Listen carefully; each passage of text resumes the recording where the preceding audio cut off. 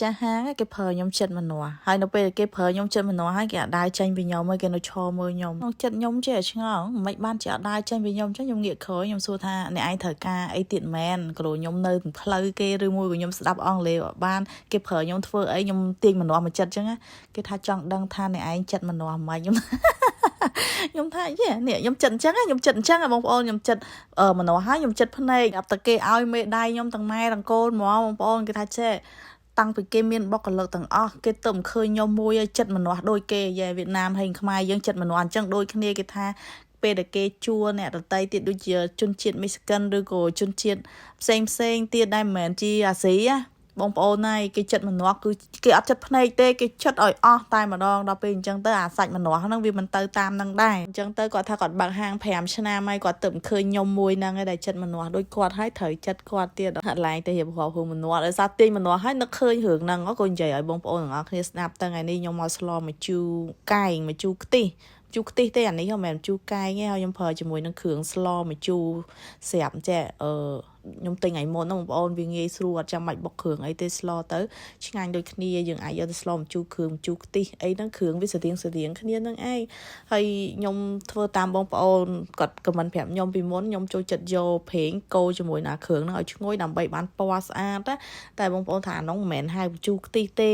គេបញ្ជូរខ្ទិះគឺគេដាក់ខ្ទិះដើមមុនគេកូរបានគេហៅបញ្ជូរខ្ទិះខ្ញុំក៏ធ្វើតាមគាត់តែធ្វើទៅមានអារម្មណ៍ថាចាញ់ខ្ញុំធ្វើខ្លួនឯងខ្ញុំធ្វើខ្លួនឯងពេលដែលខ្ញុំយកប្រេងកូរជាមួយគ្រឿងឲ្យឈ្ងុយហើយយើងដាក់សាច់ហើយយើងចាក់ខ្ទិះតាមក្រោយស្លយើងឆ្ងាញ់ហើយពណ៌ស្អាតទៀតបងប្អូននារី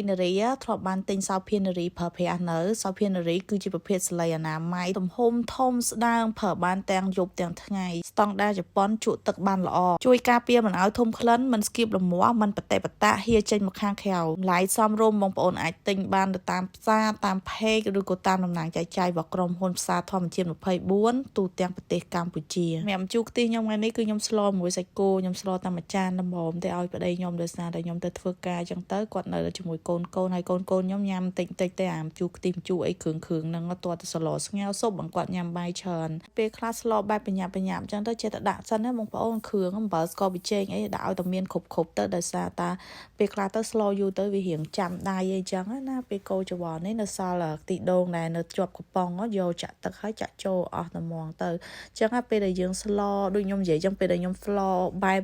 គេប្រាប់ឲ្យស្លបែបនេះដូចរៀងខុសគ្នាបងប្អូនឃើញហ៎គឺទឹកវាអត់សូវក្រហមពណ៌អត់សូវស្អាតទេប៉ុន្តែខ្ញុំធ្វើមិនទៅយើងញ៉ាំខ្លួនឯងដាក់ទៅហើយចាក់តែម្នាស់ហើយបន្លែខ្ញុំអត់មានអីទេមានតែម្នាស់នឹងឯងហើយចិត្តម្នាស់ទៅក៏នឹកឃើញរឿងគេប្រើខ្ញុំចិត្តម្នាស់អីចឹងណាតន់ឃើញខ្ញុំដាក់ម្ជូរអំពិលដោយសារតែម្នាស់នេះផ្អែមប៉ុន្តែដល់ពេលដែលយើងយកទៅស្លបាយជាជូរវិញអញ្ចឹងទៅខ្ញុំអត់តន់ដាក់ជាមួយនឹងអំពិលទុំចូលឲ្យតតែចុងក្រោយព្រោះអីស្លនេះមួយចានល្មមដែរដល់ពេលអញ្ចឹងទៅខ្លាចវាជូរជ្រុលហើយម្នាស់ហើយនឹងអាសាច់គោនោះដាក់ទៅគឺសាច់គោអញ្ចឹងផុយយកតែម្ដងអូខេអរគុណច្រើនបងប្អូនអរគុណ